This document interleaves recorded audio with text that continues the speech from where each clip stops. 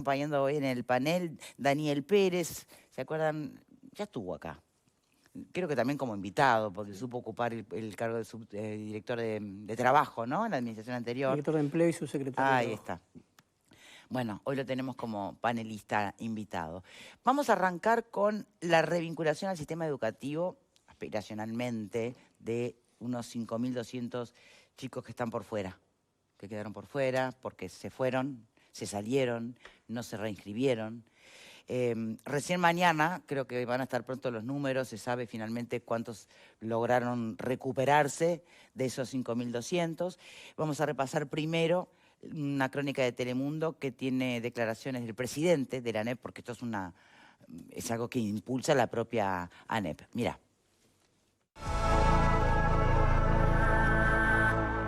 Los registros con que cuenta la Administración Nacional de Educación Pública dan cuenta de que cerca de 5.200 estudiantes se salieron del sistema educativo pese a estar en edades de obligatoriedad de sus estudios. La mayoría, unos 3.500, tienen entre 15 y 17 años. El titular de la ANEP, Pablo Caggiani, aseguró que todavía se lleva adelante un relevamiento para conocer la situación de esos estudiantes y sus familias y procurar que vuelvan a vincularse al sistema. El año pasado ya se habían identificado 6.000, se les envió un mensaje de que se suspendía la asignación y volvieron 50. Este año nos tomamos julio para ir a buscar a los 5.200 que eran este año. Están trabajando los equipos de todas estas instituciones intentando contactar a esos gurises y a esa familia, para vincularlos al sistema educativo. Habíamos fijado como plazo el viernes pasado, ahora lo estiramos hasta el martes. Todavía no tenemos datos, digamos, de cómo nos fue en el operativo, pero esto nos va a dar, por un lado, cuántos podemos revincular. Esto es muy importante para el Estado y recomponer el derecho a la educación. Es importante que los gurises estén en el sistema educativo, pero además también nos va a dar información de algunas situaciones a las cuales no estamos pudiendo responder. Dentro de esos casos citó ejemplos de estudiantes que realizan trabajos informales y dijo debe buscarse formas que puedan adaptarse a esas situaciones. Del operativo de acercamiento a los estudiantes y sus familias que se lleva adelante hasta el próximo martes, participan varias organizaciones además de la ANEP, entre ellas el Ministerio de Educación y Cultura, el Banco de Previsión Social, el MIDES, el INISA y también la Secretaría de Deportes. Creo que esto nos va a dar, en la medida que se cierre el operativo, más gurises revinculados al sistema educativo, pero además un conjunto de informaciones de cosas para mejorar. En la información que tiene el Estado y en las causas y, por lo tanto, en las posibles soluciones para el año próximo. Bueno, muy bien. Escuché bien en el arranque de las declaraciones de Caggiani, el presidente de la ANEP, hizo referencia, creo que fue directamente para vos, Virginia, a los pobretones o pocones 50 que se pudieron recuperar tras la estrategia de quitar la asignación. O sea, fue una estrategia que no fue muy exitosa, digamos, si pensamos en términos de los 50 recuperados. En 5.000 y pico no es nada, estamos de acuerdo, ¿no?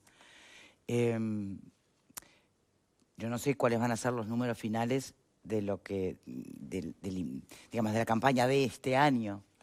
¿Qué opinás vos? Bueno, primero que no sé de dónde sale ese número 50, la verdad que no sé de dónde lo saca el presidente de la ANEP. Este es un tema que es bien interesante cómo ha ido evolucionando a lo largo del tiempo. Esos 5.000 y pico de alumnos que el año pasado, en el primer corte, hay dos cortes, el primero es ahora en junio, que son los que están efectivamente inscriptos en un centro educativo. Bajó significativamente en el correr de los años, fue bajando ese número por varias situaciones y varios aspectos que se fueron trabajando. Uno, todo lo que tiene que ver con el sistema de protección de trayectorias de la ANEP, que ha ido mejorando y que va haciendo un acompañamiento a los estudiantes para no perderlos en el camino. Pero también con lo que tiene que ver con los datos, que no es algo menor en este proceso, que hay un cruzamiento de datos entre varios organismos del Estado. Nosotros en el 2024 especialmente logramos, a través de un convenio que hicimos con el BPS y trabajando muchísimo con quien en ese momento era el encargado del área, Antonio Mansi, logramos reducir esa cifra la cifra inicial que se le manda al BPS para realizar el corte, que venía en números no menores a 10.000 estudiantes, y nosotros logramos bajarla a 5 porque hicimos un trabajo en donde se macheó y se investigó cuál era la razón. En algunos casos hay multiplicidad de factores. En algunos casos, niños o estudiantes que se fueron al exterior, a vivir al exterior, y que se quedó como sin el pase, no se terminó el procedimiento administrativo del pase para el exterior. Hay otro tipo de situaciones que tienen que ver con la salud. Hay un montón de análisis que hay que hacer. Nosotros reducimos ese número, un número que fue uno de los más bajos en la serie, y a mí me parece muy bien que el Estado además tome acciones. Eso que plantea Cayani, de irlos a buscar. Sí, pero eso siempre se hizo. Se los va a buscar, y por eso hay un segundo corte. Hay maestros comunitarios que trabajan justamente haciendo ese rol, cumpliendo ese rol en las escuelas para aquellos niños que tienen, que no concurren, bueno, ir a su casa y visitarlos. Bien. El nudo acá gordiano es educación media, y por eso el número más grande de estudiantes es entre 15 y 17 años, porque inclusive en todos los procesos de mejoramiento que se han hecho en las inscripciones, por ejemplo, que ahora hay todo un sistema montado en la ANEP en donde tú terminás sexto año de escuela y pasás primero a hacer una preinscripción, y te acompañan los equipos técnicos de la ANEP para que esa preinscripción y que empieces el séptimo año de educación media correctamente. El problema sigue estando en ese núcleo de 15 y 17 años que termina abandonando el liceo, y que por eso también un poco fue la transformación educativa que todavía sigue rodando y que estamos esperando que ruede un poco más para tener algún resultado de si eso está teniendo un impacto. ¿Está rodando hacia adelante o hacia atrás? Retención. ¿Rueda hacia adelante o hacia atrás? Porque Bueno, también he escuchado algunas... Bueno, hubo las reuniones, las asambleas de técnico docente, ¿no? Donde tengo entendido que algún paso, no sé si para atrás, pero para el costado se va a dar en el avance de la transformación. ¿Qué sabe, Fernando? No, saber no sé nada. Ah, bueno. Pero puedo opinar, aunque no sepa nada. Está bien. No, yo creo que hay muchos factores en juego, y muchos que son de orden cultural, sociocultural, y un cambio importantísimo en lo sociocultural, donde la prioridad educativa no es una prioridad común, principalmente en las poblaciones un poco más vulnerables o que están más fuera de... Para, a ver si entiendo bien lo que está queriendo decir. No se toma a la educación como... No. como algo útil que te permite una vida mejor, un futuro mejor. La educación formal perdió potencial en ese sentido.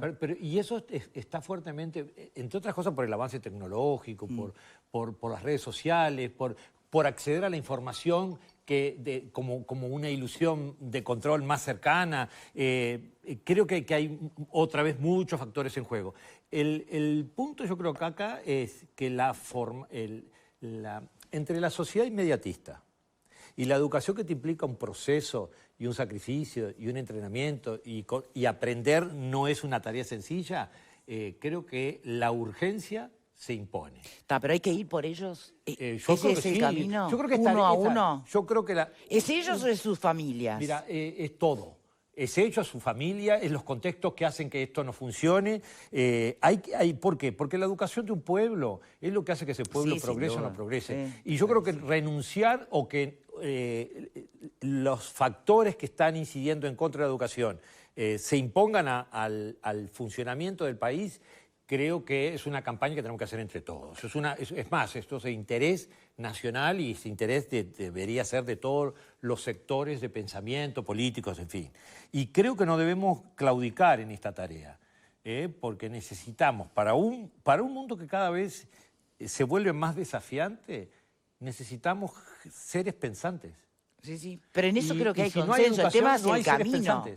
El tema es partidos políticos que no se ponen de acuerdo, no se ha llegado a política de Estado en el tema de educación. Sin duda, pero nos falta política de Estado en cantidad de cosas. Y creo que esa chiquitez que tenemos a veces los uruguayos nos hace perder de vista los objetivos comunes. Y acá tenemos un objetivo común, y hay que insistir de todos los frentes para que ese objetivo común beneficie a todos. La educación ha sido una pero viste diferencia... que ir a buscar, no es lo mismo ir a buscar niños que ir a buscar adolescentes. No es lo mismo, y ¿no? acá hubo un cambio político que tiene que ver con que esto es producto de la prestación que se cobra por, en este caso, la inscripción al centro educativo. En la campaña, tanto el presidente como el actual ministro de Economía se manifestaron en contra de estas prestaciones que tenían un carácter de contralor, digamos, que ellos entendían y plantearon en muchas de sus entrevistas que iban a rever esta estructura para que simplemente fuera una prestación económica sin contraprestación. Sin contraprestación de parte de las familias. Ahora parece ser que este no es el modelo. Yo lo festejo, me parece que está muy bien que haya una contraprestación. Bien. Y bueno, hay un cambio político. El tema de ir a buscar, quería nuestro panelista invitado a ver si, digamos, porque está demasiado así como educado y... Sí, no, yo quería varias cosas. Primero, que acá hay un cambio muy grande en la sociedad que parece que no hemos registrado. Ya sobre la década de 1960, si uno compara, si uno piensa la educación en términos como dos pilares, por un lado la familia y por otro lado el sistema educativo, teníamos una situación que es muy distinta a la que tenemos hoy. Nosotros teníamos en aquel entonces, en general, creo que la mayoría de los que hemos criado acá, una madre que llegábamos a la escuela y nos decía, che, antes de ir a jugar al fútbol tenés que tomar la leche y hacer los deberes. Hoy esa situación ha cambiado, entre otras cosas porque la mujer se ha insertado mucho más al mercado de empleo, lo cual es bueno, es deseable y esperemos que siga ocurriendo. Pero eso implica que hay determinadas situaciones que los niños y los jóvenes no tienen la misma educación en ese nivel. Pero mientras la familia cambió, el sistema educativo no ha cambiado tanto. Seguimos teniendo mucha educación que es igual para todos y no es lo mismo un joven que va a un liceo en Malvin o en Carrasco que uno que va en Villa García, en Puntas de Manga o en Casaballe. La situación es completamente distinta. Entonces hay que pensar en trayectorias que son distintas. Y hay que ir claramente a buscar a los gurises, pero yo creo que no hay que ir a buscarlos en julio. La verdad es que hay que ir a buscarlos en abril o en mayo. De hecho, con los datos que tenemos hoy, con todo este cruzamiento... Bueno, pero que se han estado yendo a buscar, ¿eh? En noviembre, termina sí, mañana en la campaña, pero por eso es que eso es lo que no hay que hacer. En noviembre de este año, si nosotros miramos trayectorias hacia atrás, se puede hoy, y más con la inteligencia artificial, hasta generar patrones que te permiten saber quiénes tienen más chance o más riesgo de abandonar el sistema educativo. Ese me parece un dato interesante. Entonces ya hay que ver si esos gurises, por ejemplo, en febrero del año que viene están inscriptos, si no están inscritos hay que ir a buscarlos ahí, hay que ver si en el primer mes falta una semana entera, hay que ver qué es lo que está pasando, en abril o mayo tenés que ver a ver cuál es el seguimiento, o sea, hay que hacer un seguimiento constante de eso. Y la otra cuestión, cuando se dice la educación hoy no se valora como antes, en parte tiene que ver con una razón, que el sistema educativo hoy no se ve, porque no hay una prioridad como un mecanismo de ascenso social. Hay un estudio de la Universidad de la República, creo que es la Facultad de Ciencias Económicas, 2014-2016, que decía que un adolescente que terminaba el liceo, dejaba de ir al liceo, después de terminar el ciclo básico, tenía un salario por un sueldo X, un salario bajo, ¿no? Un adolescente que terminaba bachillerato, es decir, que estudiaba 3 años más, llegaba al mismo puesto de trabajo. Entonces, directamente no hay ningún incentivo para que termine el liceo. ¿Para qué voy a llegar hasta sexto si en realidad voy a conseguir el mismo trabajo que terminando en tercero liceo? Era un razonamiento completamente lógico. Seguramente no hicieron este proceso, pero en realidad tiene que ver. Y eso tiene que ver con que el sistema educativo no le está aportando a los adolescentes y a los jóvenes las cosas que les tiene que aportar. No está pensando, entre otras cosas, no está mirando... Hay tanta incertidumbre en torno a cómo va a ser el mundo del mañana, porque el actual, el presente, está diferente y cambia todos los días. Sí, pero ¿Cómo proyectás? Hacia el mundo de mañana. Pero para empezar, para proyectar se pueden generar modelos prospectivos, pero más para proyectar mañana. Hoy el sistema educativo hace muchos años que no mira el mercado de empleo. De hecho, los docentes en general dicen no tenemos que enseñar para el mundo del trabajo. Tenemos que educar ciudadanos y no para el mundo del trabajo. De eso nos acusaron los últimos 5 años, de mercantilizar. Yo creo que... Lo cual no es contradictorio. Yo tengo que formar para el mundo del empleo y tengo que formar ciudadanos. De hecho, yo necesito, incluso para el mundo del empleo, tener educación en pensamiento lógico, en capacidad... Si yo quiero analizar un proceso productivo de habilidades blandas, si no sé matemáticas, no lo voy a poder hacer. Pero el mundo marca hacia dónde van las cosas. Yo creo que tiene razón Daniel en muchas cosas que dice, porque... el mundo marca hacia dónde va la cosa. Y la enseñanza, yo no estoy metido en el mundo de la enseñanza.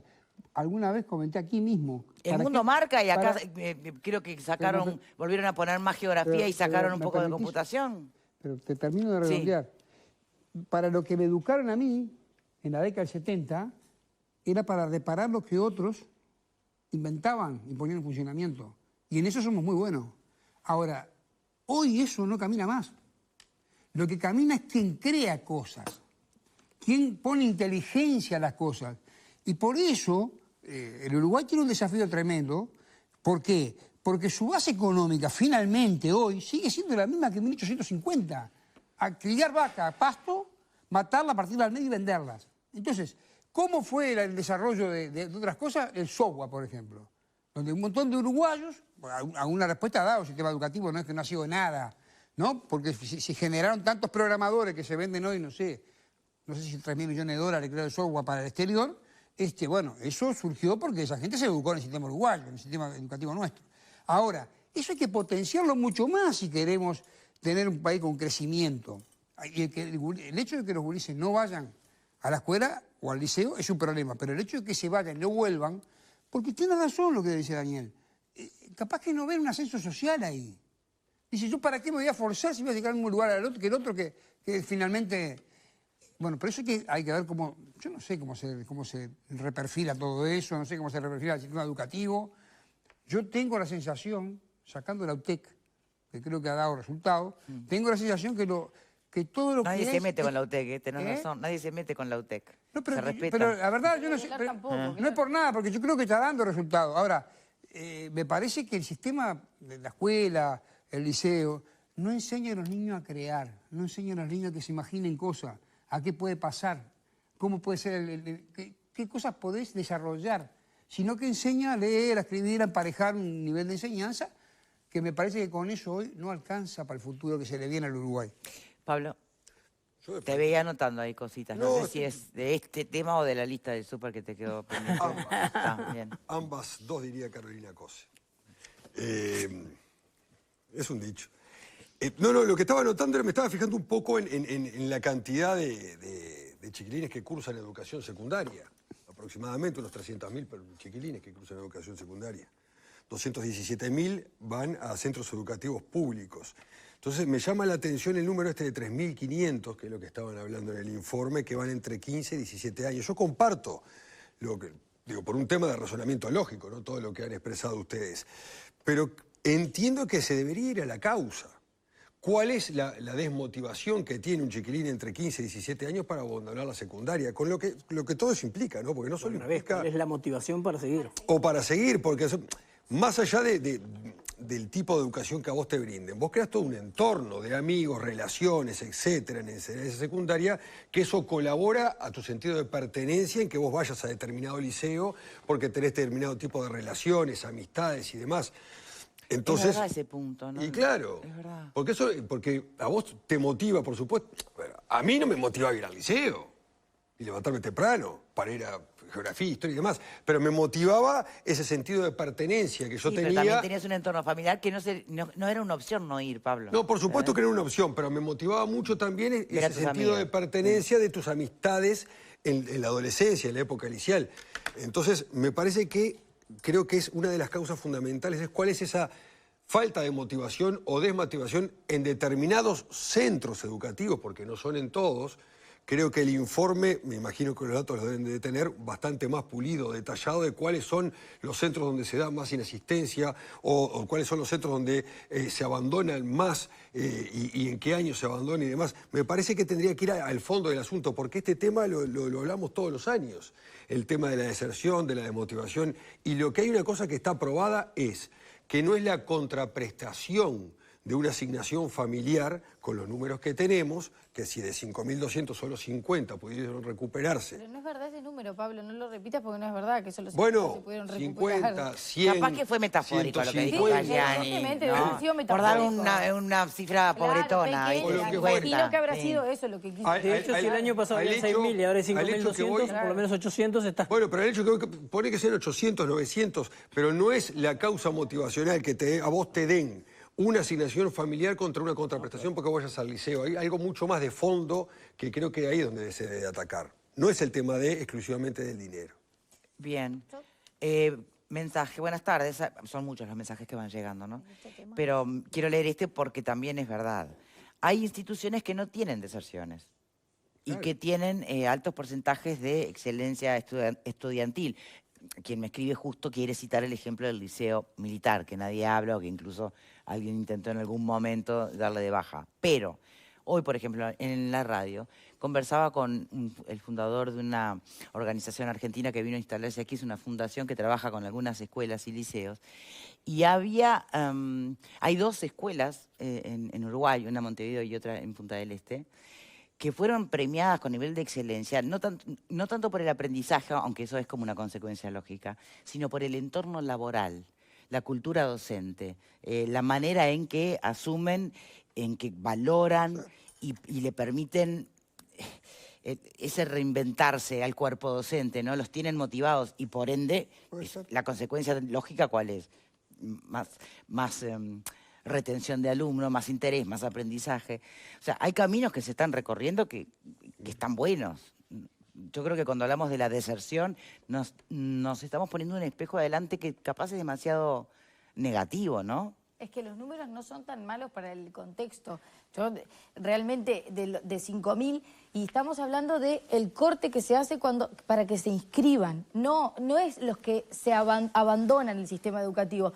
Pueden no haberse inscrito por alguna razón, porque tal vez, como en esos años requiere ir a hacer el acto administrativo de la inscripción, bueno, capaz que tenían otra cosa que hacer, la familia no pudo contenerlo, y esto es una alerta y se terminan inscribiendo. Bien, entonces, tampoco es tan el fin. El año pasado a mí me tocó hablar mucho de esto en la campaña electoral cuando presentábamos las propuestas de educación. Yo creo que hay un número que, más allá de los que estamos manejando hoy, a partir de esto de ir a buscar a los chiquilines, que es que en los 2 quintiles más pobres solo el 30% de los chicos terminan el bachillerato. Y ese es el número que realmente nos tiene que romper la vista. Esto está directamente vinculado a qué pasa en la familia de esos chiquilines. Chiquilines que a veces muy chicos tienen que empezar a trabajar, muchas veces en una situación muy precaria de trabajo.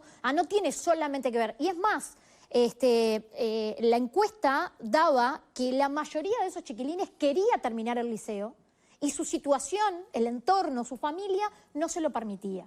Por eso nosotros me acuerdo que en campaña electoral habíamos presentado una propuesta que por parte de algunos, sobre todo... ¿A quién se le preguntan eso? ¿A los chiquilines? Claro, a los chiquilines, de por qué... ¿No te suena que te pueden haber vendido, que en casa no tengo el apoyo, que en realidad no quieren ellos? Que muchos querían terminar, pero que no pudieron optar porque había que traer plata a su casa, no había... había que ir a salir a trabajar. Claro, muchos de ellos optan por trabajar, obviamente. Muchos no tienen un trabajo formal, porque imagínate que con 16, 17 años a veces es difícil el alcanzar ese trabajo formal.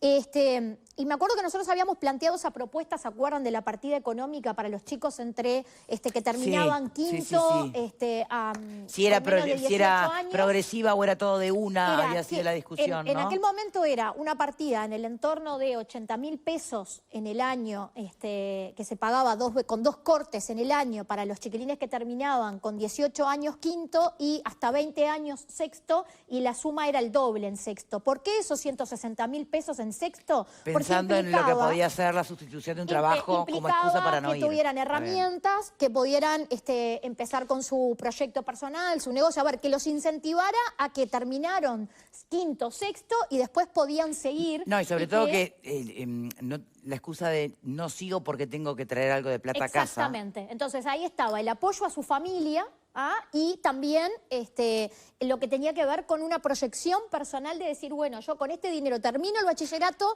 pero sé que quizá voy a poder emprender. No ha sido contemplado por la nueva administración. No, y de hecho fue cuestionado en su momento. En campaña electoral fue cuestionado. Ya sé que no estaba en el plan de gobierno, pero bueno, cuando se dice ir a buscar a la casa, como decía la senadora Blanca Rodríguez, a cada niño o a cada adolescente, que es el problema en este caso, ¿no? Y yo creo que hay un factor más. Podés ir y hablarles o podés ir y solucionarse el tema. Que no estamos mencionando, que no es solamente, las condiciones familiares, obviamente, dónde te tocó nacer, que seas parte de los 2 quintiles más pobres, obviamente que hace todo más complejo. Por supuesto. Pero también, y algo que tenemos que poner arriba de la mesa, es lo que tiene que ver con el corporativismo de los docentes y el estar permanentemente negado a los cambios. Yo obviamente soy una defensora de toda mi vida de las herramientas sindicales, pero a ver, pero el son mundo cosas cambia, muy distintas, Valeria. Acá estamos hablando de deserción, no tiene nada que ver el corporativismo docente. Tiene que ver, porque si vos te negás permanentemente a los cambios y seguís y estás cerrado en querer educar de la misma forma en la que se educaba y con los mismos programas que se daban 30 años atrás, eso ya no es motivador ni atractivo para un joven de esta generación. Bueno, se ha debatido mucho si el mantener a los estudiantes seducidos es responsabilidad del docente o mucho más allá. ¿Sabes qué? Hay cosas que yo, por ejemplo, le pregunto a Virginia, pues, es para intercambiar acá. Si hay cosas raras en la educación. Porque, por ejemplo, yo te decía hoy, la educación pudo producir la cantidad de gente para hoy traer una industria del software importante que veremos hasta dónde sigue. Y también puede producir cosas, como ha pasado innumerable cantidad de veces, básicamente en el interior, de ganar concursos, no tiene que ir a buscar premios porque han desarrollado cosas que la raza le interesó. Eso es también fruto de la educación uruguaya, con todos sus defectos. Y yo no sé por qué en esos lugares se dio eso y por qué en otros lugares no se da. Y por qué se da básicamente en el interior, tampoco sé. Me imagino, pero no lo sé. Hay algunas explicaciones eso. No, hecho, pero yo no tengo duda que tiene explicación, pero tiene que ver. Pero esto es importante para que tenga, porque algo hay, yo creo, hay cosas para mejorar. Hay que ir a buscar a los gurises que están desertando. Pero también hay cosas que están pasando, que yo no sé dónde están, no me pregunten. Tiene que ver con cosas, por ejemplo, que sacó el INED la semana pasada, un informe que sacó en escuelas públicas o en el sistema educativo público, que comunidades que eran estables justamente, que se mantenían, que tenían justamente un seguimiento hacia los chiquilines, que tenían niveles de formación de los docentes importantes, venían trabajando y tienen resultados muy buenos. Y de hecho, si uno mira, por ejemplo, el departamento de Colonia, los liceos de Colonia en general, todos los años dan muy bien. Y tiene que ver con que son comunidades pequeñas, comunidades donde hay un seguimiento muy cercano, comunidades donde los docentes tienen una estabilidad muy grande. Entonces eso ayuda, pero lo que yo quiero poner el dato, la educación sin duda que ha hecho muchas cosas buenas, pero acá lo que queremos ver es lo que nos falta por hacer. Pero pará, porque esto es importante. No es lo mismo, y lo voy diciendo, la sociedad cambió y no es lo mismo educar a niños que crecen, recién ya se lo ponían en términos de quintiles 3, 4 y 5, que tienen determinado entorno familiar, que son hijos de repente de intelectuales o de personas que tienen determinada formación, que tienen todos los libros, que tienen todo allí y que tienen hasta los padres, para que niños que no lo son. Y esto lo dijo Bourdieu en 1970. La reproducción del sistema educativo... El abandono en educación media también tiene tasas muy altas en los quintiles altos. Sí, en todos los quintiles. Entonces, no está asociada, pero es peor en los quintiles. No está asociada a una situación económica, sino que tiene que ver con otras cosas, tiene que ver con lo que estábamos hablando, el interés que genera, este estudio que vos hablas, que seguramente te estás refiriendo al doctor Pablo Camargo, que es el que lo hizo, que habla de el valor, el plusvalor que tiene terminar el liceo o no terminarlo a la hora de enfrentarse al mundo laboral. Pero yo quería hacer un comentario con respecto a lo que planteaba Jorge, que es verdad, y a veces... Cuando a mí me tocó estar, yo siempre decía, a veces es como difícil, porque siempre estamos poniéndole el foco, obvio, no podemos estar todo el tiempo contando las cosas buenas, pero pasan un montón de cosas buenas en el sistema educativo. Esos chiquilines, hace 2 días atrás o 3 días salió la nota en Telemundo, Jeremías, que es un estudiante de Maldonado, se fue nuevamente a representar a Uruguay en Olimpiadas de Matemática. Los estudiantes del Liceo de Maldonado todos los años en un proyecto que tienen se van a competir a la NASA con estudiantes de otras partes del mundo. Hay un montón de experiencias de ese tipo y eso está asociado con la calidad y con el cuerpo docente. El que tiene la posibilidad de transformar las cosas es el docente que está en el aula, es el que está ahí todos los días con el estudiante. Y cuando vos tenés un equipo docente que tiene un liderazgo claro, que es el director del centro educativo, que es quien tiene que ejercer el liderazgo, y después tenés equipos docentes comprometidos, con ganas de cambiar las cosas y demás, aún a veces en todas las adversidades que el sistema le pone, porque hay que decirlo también, los docentes están allí todos los días en los centros educativos y tienen que remarla a veces en situaciones bien complejas, ¿tá? Y tienen que salir a enfrentar las situaciones, son los primeros que están allí para salir a buscar al estudiante que no viene o proteger al estudiante porque tiene un problema en su familia o porque tiene un problema dentro del centro educativo y aguantando un montón, conteniendo, más que aguantando un montón de situaciones sociales que se dan en los centros educativos todos los días. Entonces, lo que te hace la diferencia va a ser siempre el docente, que es el que tiene en su poder la posibilidad de transformarle la vida a los chiquilines. Siempre. Yo estoy de acuerdo con eso. Sí, pero no alcanza con el docente. En muchos casos se requiere apoyo adicional, porque el docente no es lo mismo dar clase en 1970 que dar clase ahora. No es lo mismo dar Casaballe en 1970 que ahora. Entonces, también muchas veces se requiere apoyos adicionales justamente que contribuyan con lo que los docentes están haciendo. Por eso reitero esta cuestión que decía Burdilla, en 1970. No niego cosas de esas. Pero lo que digo es que hay que también dar apoyo distinto, hay que generar. La educación no es igual. Hay que pensar dispositivos específicos porque tenemos una sociedad que es diversa, no es la misma sociedad de cuando se creó la escuela bareliana. Yo empecé diciendo que yo había tenido una experiencia en mi formación que era para que el mundo, hoy el mundo en donde yo no es el mundo que soy. Ahora, el mundo que soy, que tiene que generar creatividad en los chiquilines, tiene que haber imaginación, por supuesto las bases esenciales tienen que estar, pero tiene que enseñar por eso yo, a crear, a pensar, por eso me referí a lo que estaba desarrollando Virginia ahora, que hay lugares que yo no sé por qué, capaz que en Colonia tiene mucho que ver, inclusive algunas comunidades religiosas que en Colonia son muy desarrolladas y tienen mucha fuerza. No sé exactamente por qué pasa, pero lo que te digo es que hay, sin embargo, alguna semilla que es poca, que es chica, que tiene que ser mucho más, en donde vos preparás, gurises, para el mañana o para el mañana, para el hoy. Bien. El tema y tenemos que ir cerrando. Es todo súper interesante lo que han estado comentando. Comunidades integradas. Ese es el gran punto. Comunidades integradas. Claro, las comunidades integradas son esas comunidades que de alguna manera son pequeñas pero habilitan a que todos los sujetos de esa comunidad sean partícipes de algo en común. Entonces, no hay indiferencia.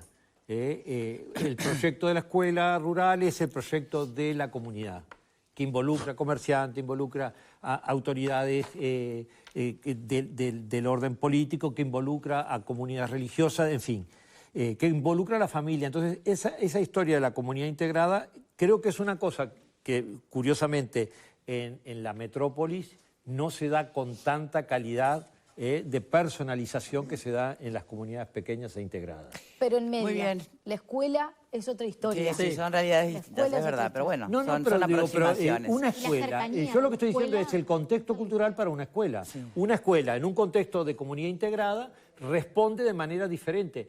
¿Que aplica para escuela o para el liceo? Claro, pero lo que digo es que la estructura de educación media invita menos que primaria a la comunidad. Entonces es más difícil que se genere aún un... Claro, pero los sentidos tenemos que cambiar de tema. Deporte, toda esa identidad cultural es lo que no tiene la secundaria. Tenemos que cambiar de tema porque son varios. Hay una interna nacionalista que está complicada.